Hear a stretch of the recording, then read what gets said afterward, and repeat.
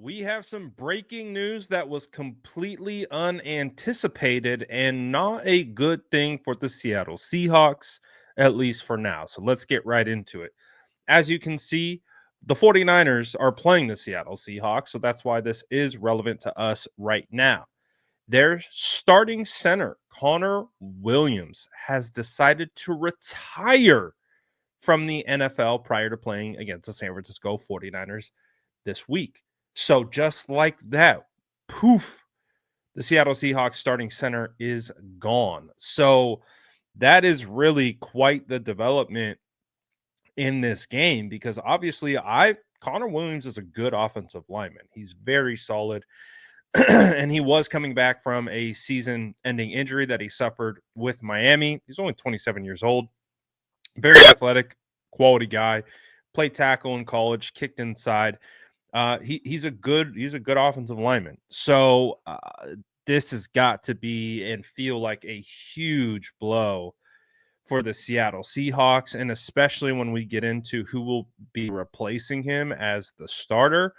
But just again, just wild situation to see how this played out. I'm trying to like rack my brain of when have I heard of a player retiring mid-season who's a starter? You think back to Vontae Davis, who retired in the middle of a game. I think he took himself out after halftime and was like, yeah, I'm done. That was one of the more wild situations that we've ever seen in the NFL from that standpoint, but still unprecedented, really, to see, and especially at the offensive line position, because the offensive line is such a hard position to fill with quality players, and when you have a quality player who hangs up, like he's their starter, I, I'm sure there's a good reason behind it, but man, what a crazy scenario. So let's take a look at the player who will be replacing him. Oluwatimi, former Michigan offensive lineman. I vaguely remember scouting him, thinking he was a decent offensive lineman. Nothing crazy, nothing, like, ooh, like blew me away. Just thought he was a quality player. Nothing, but again, just nothing crazy. So he was a fifth round draft pick, 156th overall out of Michigan in 2023, 6'2, 309. So not like super physically imposing or anything like that. Not super fast, ran a 5'3", 40. So just, squatty body kind of a guy. And, what I would have to assume is a little bit concerning for the Seattle Seahawks is he's only played 132 total snaps, which that's gotta not sit entirely well.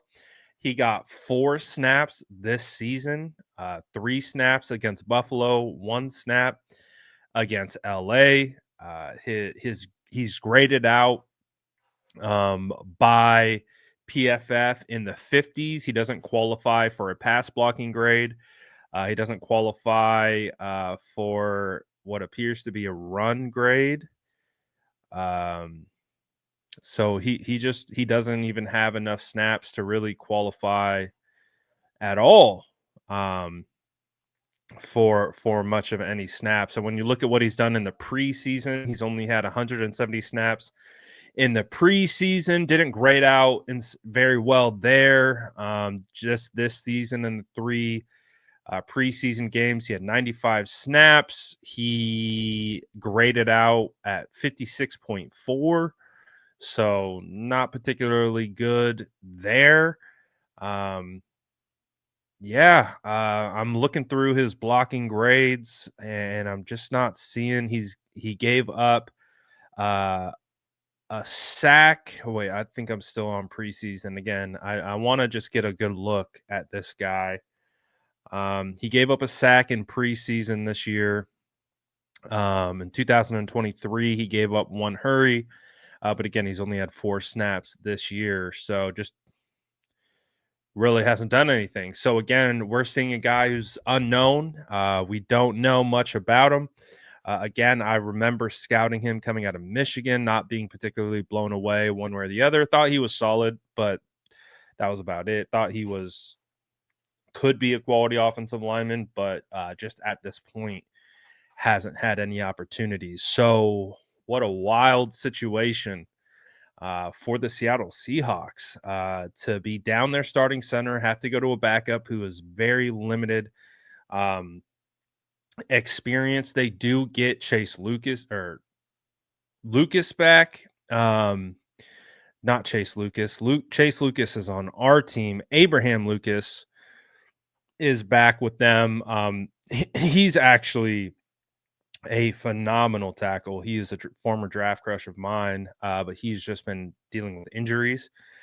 So he comes back from injury, so he'll be back. And yeah, I mean, it's a great opportunity for the 49ers defensive line to expose this player, to attack this player.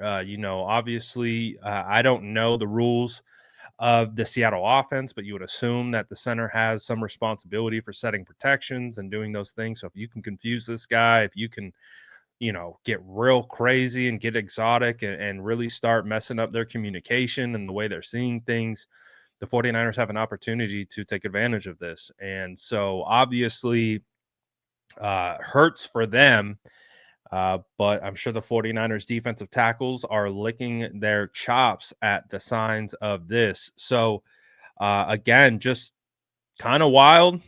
Definitely wasn't anticipating any of this or expecting this. So, whew, now does that mean the 49ers are going to take advantage?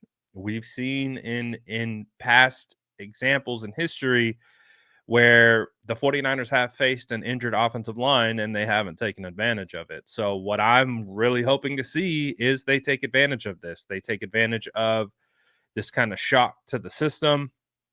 And I'm sure, something that is going to impact that team a little bit. I mean, when a player decides to hang them up mid-year after starting every game up until this point, that's a pretty big situation. So what does that mean? And you got to think about the center quarterback exchange, snaps, handoffs. Are they going to be good? Are they going to get some fumbles? In that regard, that's typically one of the things you are worried about the most when changing centers is the connection between the quarterback and how the handoff works. So that instantly kind of puts a higher risk on potential fumbles and missed, snaps and just not being on the same page. So, whew, hey, you guys let me know what you think about this in the comments below. And as always, make sure to like and subscribe for more crazy updates like this.